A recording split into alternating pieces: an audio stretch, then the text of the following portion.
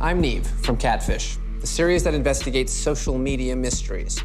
Tonight, the new series True Life Crime investigates the most harrowing true crime mysteries rocking headlines and social feeds. These victims were young, the crimes against them were shocking, and haunting questions remain. True Life Crime is here to expose the truth. In tonight's case, shots ring out in a quiet Iowa town. Minutes later, the body of gender-fluid teen Kedarie Johnson is discovered in an alley, gagged, shot, and doused with bleach. Was Kedarie targeted because of their gender identity? Was someone Kedarie met online following them? Or did the teen have a secret connection to the killer? MTV News reporter Domity Pungo's hunt for answers leads to a shocking discovery.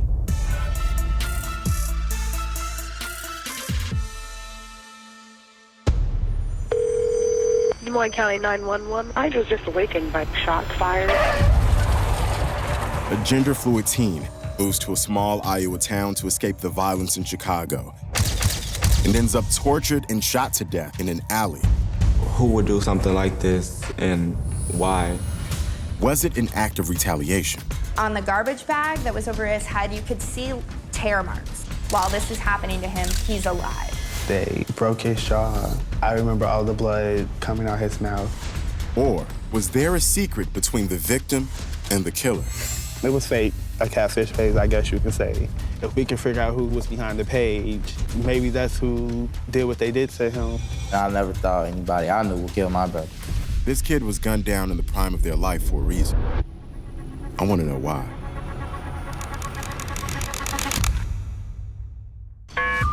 Public safety. I was awakened by 3 shots fired in the alley. Oh, we've already got officers in the area, okay? Okay, this scared me. When patrol gets here, they see this grass. This growth wasn't as high. How much of his body was visible? He was lying right here? He was actually on the grass. His face was covered. There was a garbage bag over his head. Once that was taken off, we could tell something was in his mouth. At autopsy, we found that object to be a folded up black garbage bag. Oh, man. Yeah. We could see at least one, what we thought was a gunshot wound to his chest. Jeez. What did you think was the reason behind this? No clue. Shortly before midnight on March 2nd, 2016, police respond to the 911 calls to find the body of 16-year-old Kedarie Johnson shot to death in a side alley here in Burlington, Iowa. This is a safe Midwestern town of about 25,000 people. Kedarie Johnson's family migrated to this predominantly white conservative town in search of a better life. This story really hits me personally, man, because like me, Kedarie's from Chicago, and we see a lot of violence in the Chi. Kedarie's younger brother, Cedric, moved with the family specifically for the safety of the small town. That picture looks so funny to me, man. The one where we had the white shirts back to back. One of the things that drew me to Kedarie's story was the fact that your family moved from Chicago, where we see a lot of violence, and then you have something like this happen to your brother in Iowa, of all places. When we first got here, it was nothing but just smiles everywhere. The first places I went was smiles everywhere. I felt like I was home already. What's one of your favorite memories about Kedarie? One of my favorite memories was when the new Twix came out, and I had bought one, and it tasted so good. So we had went back a few days later, and I tried to steal one, and I got caught. But somehow I got out the store, and I ran all the way home. And it was a policewoman behind me chasing me. And when I get to the house, my mom was like, what's going on, what's going on? So I lied, and I was like, they tried to say I stole some Twix, but it was Kedarie. So when he came home, he got a whooping. He didn't even know why, but he ain't never say it wasn't him. And he had to stand in the corner, and he was eating his chips in the corner, and I asked for some, and he still gave me some, even after I just lied on him. He took the fall from me, and he didn't even say a word. I love him for that.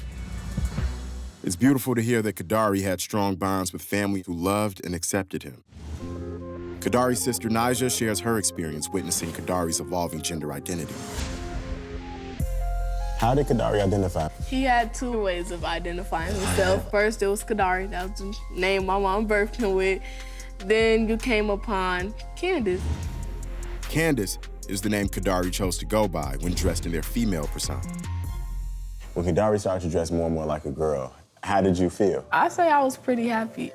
It was like the sister I never had, but still had my brother. He played with my dogs. Like, my dogs would come up missing. I instantly, where's my dog? Oh, Kedarie took him. Like, it was just like, I called him she when he wanted me to, but I still refer to him as he and brother. Like, I tell him no disrespect to you, but you'll remain my brother. But if you wanted me to refer to you as Candace or she or sister, then I will. I'm curious to know what the local kids here thought of Kedarie, being a queer kid from the city. When I first met Kedarie, he just had like a loud personality. Keisha, bring it down. He liked to dance and sing. He was very caring, funny, outgoing, enthusiastic. Everyone knew who Kedarie was, and whether that meant he was dancing around in the hallways or just cutting up with his friends. We was mostly in detention together, talking too much in class, and they kept trying to separate us from across the classroom. He was a friend to everybody, male, female, adults, and everybody accepted him. Kedarie was just the kind of kid that other kids wanted to be around because he was always happy. Wow. Kedarie was the first person I told I was gay. He'd tell me how to go about it and don't worry about what nobody else have to say and stuff like that. And we were just real close from that point on. Kedarie lived as a gender-fluid teen who used both he, him, and she, her pronouns. He is referred to with both. As a straight man investigating the murder of a queer teen, I want to continue to educate myself. I'm checking in with trans rights activist Raquel Willis. This year, we've seen trans folks attacked on all levels. There's been at least 20 reported murders, and that number is rising every day. I think it's important for us to look at all of the cases of anti-trans violence as singular, unique instances, because these people were singular and unique. Kedarie's story is important. And so it's important for us to not reduce trans people to a number. Was Kedarie actually targeted because of their gender fluidity? Or is there more to this story beneath the surface? To understand what happened, I have to go back to the night Kedarie was murdered. Public safety. I was just awakened by what was sounding like shots fired in the alley. I heard about 6 or 7 shots. Boom, boom, boom, boom, boom, boom. Melissa Smith was one of the detectives called in that night. Never a good call in the middle of the night. Right. I was told that we had some shots fired, and when patrol gets there, they find, unfortunately, a body. And at that point, it's time for me to go to work. It was a typical night for Kedarie, who was at the local grocery store. Kedarie heads out, supposedly, to go home, but never makes it. 90 minutes later, when Detective Smith arrives at the scene, she was not prepared for what she saw. It appeared to me that he'd been drugged by his feet up onto this hill. His shirt was rolled up as a result of that dragging. He wasn't wearing shoes. Shoes were gone. You could see the bra that he was wearing and the white shirt that he had on over those as well. And there was a very strong smell of bleach, and you could tell it had been poured on him.